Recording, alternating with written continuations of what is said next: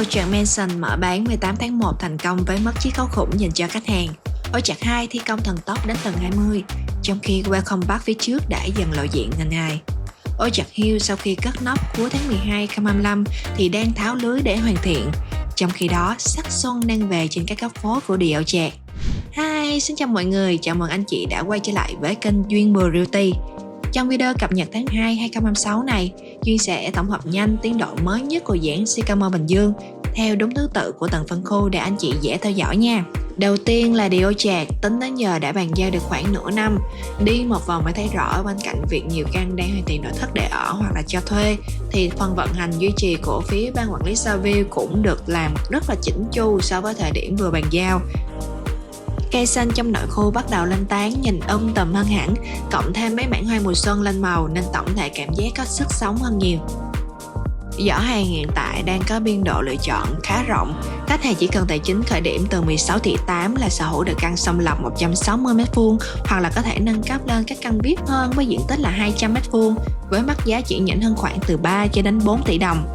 Còn về chương trình bán hàng hiện tại thì đang có khá nhiều lựa chọn để thanh toán với hai mốc nhận nhà chính là tháng 6 2026 và tháng 6 2027. Với lịch nhận nhà tháng 6 2026, ngoài hai lịch thanh toán chuẩn và phương án vay có hỗ trợ lãi suất, có một loại thanh toán khá là thú vị là nhận nhà tạm vào tháng 6 2026, nhưng tới tháng 12 2026 mới cần thanh toán đủ 95%. Tức là nhận nhà sớm, dòng tiền vẫn được giãn ra mà vẫn có chiết khấu tương đối ổn, 4% cộng thêm 1% chiết khấu đặc biệt. Còn với anh chị mua theo hướng tích sản không cần nhận nhà gấp thì lịch nhận nhà vào tháng 6 2027 sẽ dễ thở hơn nữa. Thời gian thanh toán được kéo giãn thêm hẳn 1 năm, nhận nhà vào 30 tháng 6 2027, mỗi đợt chỉ 10%, cách nhau vài tháng nên dòng tiền chia nhỏ rất là thông thả. Nói đơn giản phù hợp với anh chị muốn sở hữu tài sản tại The Orchard nhưng không muốn bị áp lực thanh toán dồn dập ngay trong năm nay. Thứ hai là Orchard Hill với hai tòa hill màu xanh lá thì cất nóc cuối tháng 12 là một cột mốc rất là đáng nói. Vì từ đây công trình bước sang một giai đoạn ít ồn ào hơn nhưng lại quyết định cảm nhận khi bàn giao đó chính là hoàn thiện.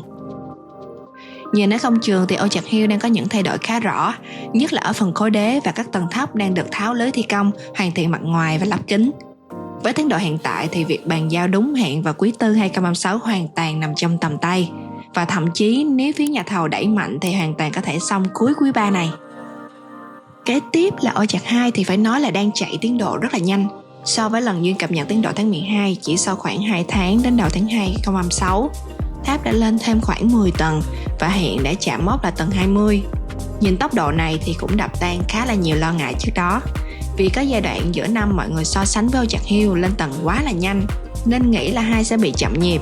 Nhưng thực tế quay lại nhìn bằng mắt thường thì công trường đang bám tiến độ rất là sát và nếu giữ đà này thì khả năng cao là cất nóc sau Tết Nguyên Đán. Đi kèm với tháp 2 là khu công viên Welcome Park 2,5 ha ngay phía trước, đúng kiểu như là một lớp đệm xanh giữa hai trục đường lớn và khu dân cư phía trong. Hiện tại thì công viên đang ra hình hài rất là rõ, cây đã trồng nhiều theo hàng, đường dạo uốn lượn đã định tuyến, phần hồ điểm nước đang làm thô. Theo quan sát của Duyên thì cách làm khá sát với phối cảnh trên Sa Bàn, nên khi hoàn thiện xong đây chắc chắn sẽ là một điểm nhấn rất là đáng chờ của Sycamore, bên cạnh công viên trung tâm 75 ha nằm phía sau lưng. Thứ tư là Orchard Grand.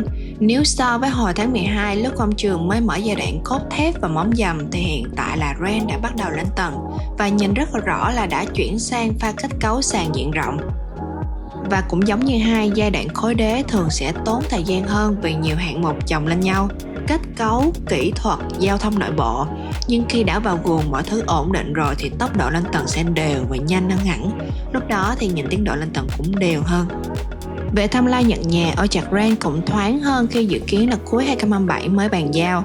Và đây cũng là tháp cao tầng cuối cùng của Sycamore ôm trọn hai mặt hồ và nhìn về phía tòa hành chính cũ của thành phố mới. Cuối cùng là Orchard Mansion thì vừa rồi mở bán rất là thành công vào ngày 18 tháng 1 tại Bắc Hà Ách. Dù là phân khối xa xỉ nhưng mức hấp thụ lại tốt hơn nhiều người nghĩ. Một phần vì chính sách ưu đãi đang khá mạnh, chiết khấu lên đến 14% và có gói tiền mặt 1,6 tỷ. Một phần nữa vì đây là phân khu có số lượng quá hạn chế, chỉ có 94 căn xứng đáng để khách hàng sưu tập. Với những khách hàng thanh toán đúng hạn, phía Capitaland cũng đã bắt đầu phát hành hợp đồng mua bán giấy để khách hàng ký. Về tiến độ thi công thực tế, theo quan sát của Duyên thì khu Mansion hiện đã khoảng 60 đến 70%. Đa số là các căn đã lên đủ tầng, rõ hình khối, nhiều dãy đã sơn mặt ngoài và bắt đầu lắp kính.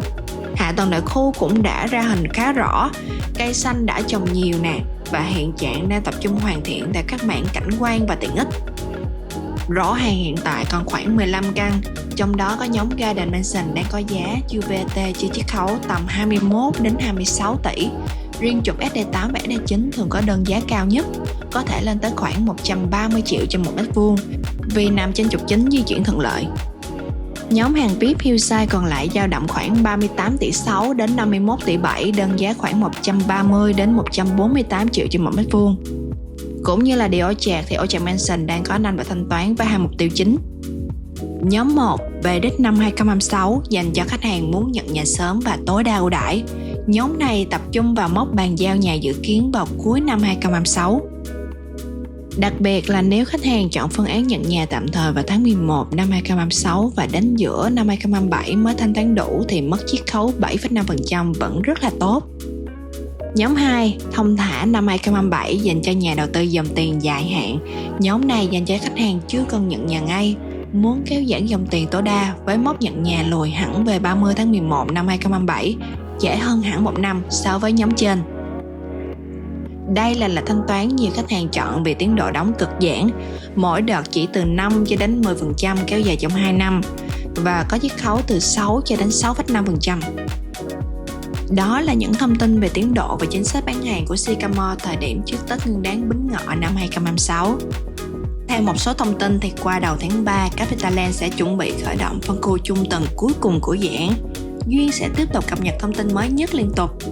Nếu anh chị cần tư vấn chi tiết về dọn hàng, đặt thanh toán hay là tham quan thực tế bất kỳ phân khu nào, hãy liên hệ ngay với Mỹ Duyên qua số hotline 0922 160 888.